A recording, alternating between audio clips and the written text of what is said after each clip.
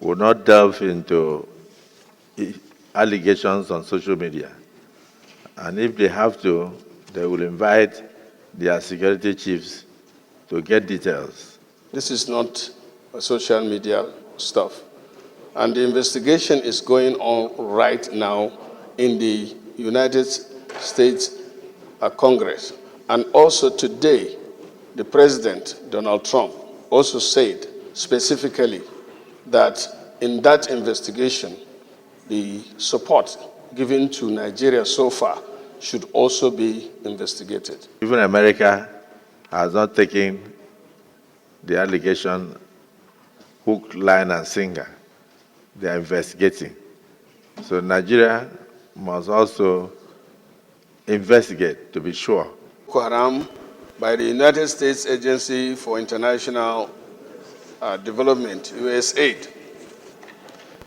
The Senate notes that on Thursday, 13th February 2025, the entire social media space was agog with trending video of a United States Republican Congressman, Scott Perry, representing Pennsylvania, alleging at the inaugural hearing of Subcommittee on Delivering on Government Efficiency that USAID has been funding terrorist organizations across the world, Boko Haram inclusive. Also notes that this allegation is coming up at the heels of the Chief of Defense Staff, General Christopher Musa, raising an alarm that Boko Haram terrorist groups are being sponsored and trained by international organizations. Further notes that over the years, the modus operandi of Boko Haram in Nigeria has been a source of great concern, as their source of funding and operations have been shrouded in mystery. Recalls that the devastation caused by Boko Haram in the northeast region and other parts of the country, which includes the bombing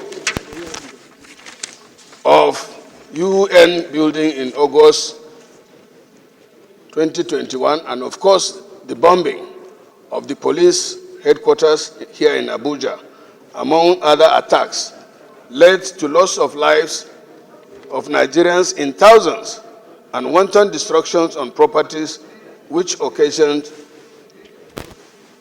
unprecedented internal displacement across the country. Also recalls that the federal government over the years strived to put measures in place to curtail the activities of terrorist groups in the country by expending huge resources, which seem not to have yielded much result as the nefarious activities of terrorists continued unabatedly, and observes that the monumental devastation caused by Boko Haram in this country should be a matter of concern, as it has dented the image of this country among the Committee of Nations for allegations to begin to emerge at this point in time that some international organizations are behind this unwholesome act. There is the urgent need for steps to be taken by the federal government to unravel the mystery behind this whole episode. Accordingly, 1, urge the federal government to constitute an interministerial committee comprising of Ministries of Defense, Interior, Foreign Affairs, and the headships of armed forces and other security agencies to investigate the allegation and make appropriate recommendation on the way forward. And 2, set up an ad hoc committee comprising of the chairman and vice chairman of the Senate Committee on Judiciary, Human Rights, and Legal Matters, Defense, Army, Navy, Air Force, National Security and Intelligence, Police Affairs, and Foreign Affairs to liaise with the relevant authorities to ascertain the veracity of the allegation with the view to taking appropriate legislative measures. I so move. Distinguished Senator Kagashehu, Senior Advocate of Nigeria, Live Venture. This all-important motion ably moved by distinguished Senator Mohamed Ali Ndume. And by the leave of Mr. President, I would like to chip in a word or two. Mr. President, the allegation contained in this motion paper is very weighty. These hallowed chambers represent 109 federal constituency or senatorial districts across Nigeria. Terrorism, banditry, criminality is always a daily occurrence in the 109 senatorial districts. Mr. President, the intelligence agencies in Nigeria had in the past made numerous attempts to investigate on the funding of these terrorists and bandits through various ways, but did not yield the much desired result. With the pointer by the representative by Mr. Perry Scott, I think there will be light at the end of the tunnel. Let us support this motion wholeheartedly so that we can unravel the veracity or otherwise of the allegation with a view to finding solution so that Nigerians can go to sleep with their two eyes closed. I so second Mr. Senate President, and thank you, my distinguished colleagues.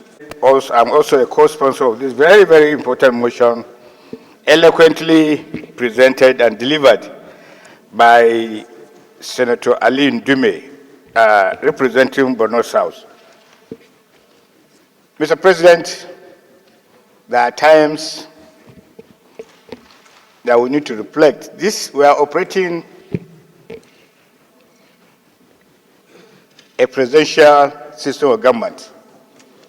At this point in time, whatever is written here is apt and germane to the matter in question.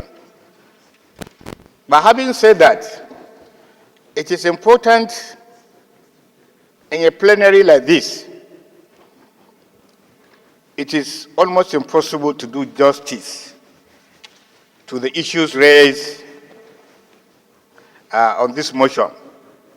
But it is also imperative that it is within our legislative right and mandate to bring issues to the fore like this.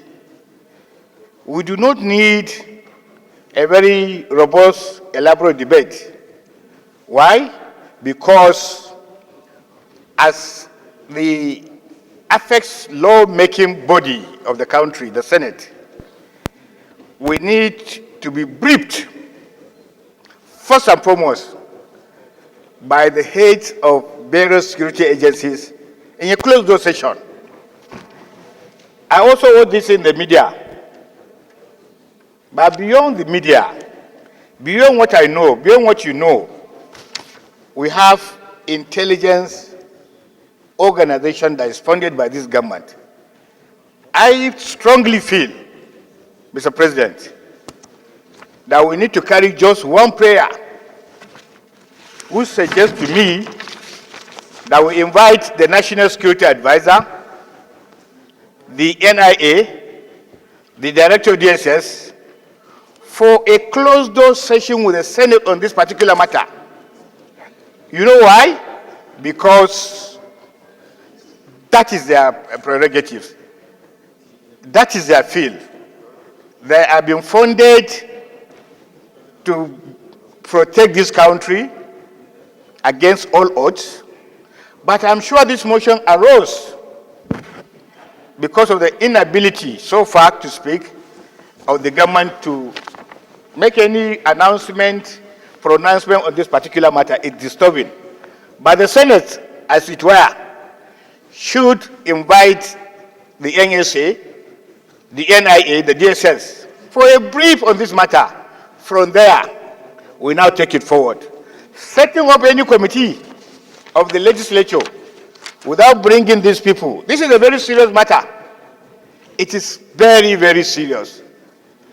And it has gone viral globally. And therefore, we need to do these things with some facts, provided by these various security agencies at a closed-door session. Mr. President, with all due respect, this is my stand on this matter. It is almost impossible to do justice to this particular matter on a debate, in a plenary like this. So I suggest we take one prayer, invite this. Yes, I'm a co-sponsor. That's what I just said. I'm with all the motion. I'm with the content of the motion. But the prayer that needs to be done without any elaborate debate is to invite these people for a closed-door session on this matter. I read the issue on the social media. I was a bit circumspect. You know, social media is garbage in, garbage out. Anybody can say anything on the social media. Many of us have experienced social media attacks as leaders. And sometimes 99% of what is in the social media is inaccurate. And sometimes total speculation. And sometimes based on mischief. So there is no way we can shave a man's head behind his back. We should, we must hear from our own security agencies. We must hear from our intelligence agencies. When you mentioned the NIA and the DSS, I also believe we should also look at the DIA, Defense Intelligence Agency, because they are also interacting with the people in the theater of war in the Northeast. So they will have information on past arrests and questionings and all that to brief us. And security is not something we discuss in the market. It's something that should be done in closed session. Distinguished Senate President, you have anything to add? Then we close. We've seen the greatest devastation in this country because of what Boko Haram did to us everywhere in the entire northern part of, in fact, even in the south. Because they came here, did a lot of things here. You know, the United Nations building was attacked. They were even heading to Lagos, heading to the south, you know, because of diligence and the effort of our security agencies that stopped them. They have occupied the entire country. We saw hell in this country. We saw hell. Thanks to Mr. President, who has been able to deal with them decisively in the manner that they are no longer visible. We have, this government has dealt with them, thrown them into, they've even, you know, they still attack from time to time, but not like before. So it's still work in progress, but they've been dealt with, they've been incapacitated. Mr. President, so if there's anything to lead us to where this problem is coming from, of course we should take the advantage. We should see that advantage to see how we can deal with this serious calamity once and for all. And I share in totality, I share with you, I share the position that has been canvassed by Senator Ningi and also strengthened by you. So it's a sensitive matter and it's an allegation. We should be very careful and try to find out the truth of that allegation. Mr. President, I stand with what you said and also stand with what Senator Ningi said. Thank you very much. Thank you. And Congress will not delve into allegations on social media. And if they have to, they will invite their security chiefs to get details. So the National Security Advisor, the NIA, the DSS, DIA, we must hear from them in closed session so that they brief us because they have the data, they know the record, and they will know the veracity of the situation. So accordingly, I believe that we should have only one. I would like Senator Ningi to move a motion that we invite those people to brief the Senate in closed session so that before we can make comments on this in the open. But in the meantime, we note the allegation, and we also note the devastation that Boko Haram has caused the nation. We commend President Bola Ahmed Tinubu for being able to tackle the situation to a point where no territory in the country today is hoisting the flag of Boko Haram. Whether we like it or not, he has done a very difficult job well. And so we must commend him across party lines.